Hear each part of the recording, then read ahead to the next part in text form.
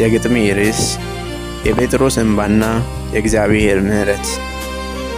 ስራህንም ቆሜ በዓይኔ ተመልክቼ ልከተልህ ብዬ አሳን ማጥመድ ትቼ አሳዎችን ከማጥመድ ሰዎቹን ለማጥመድ እድሉን አግኝቼ አንተን ተከትዬ ሁሉን ነገር ትቼ እምነትህን ሰጥተኸኝ ውስጤን ተመልክተህ ከምባከንበት ሕይወቴን አውጥተህ የሰው ልጆች እኔን ማን ይሉኛል ብለህ ሁሉንም ስትጠይቅ ውስጤን መንፈስ ሞልቶት ፍጹም ሳልጨነቅ አንተ የእግዚአብሔር ልጅ ነህ ባልኩህ አንደበቴ አላቀውም ብዬ አፈርኩ በክደቴ።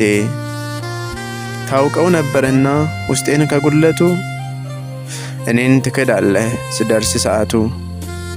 እንዳልከውም አልቀረም ክጄህ አረፍኩት ያውም 3 ጊዜ ዶሮ ሳይጮህ ሌሊት አንተም ቀና ብለህ አየኸኝ በትዝብት። አትጥላኝ ጌታዬ ይብዛልኝ ይቅርታ ናውና ስጋዬ ደካማ ከርታታ።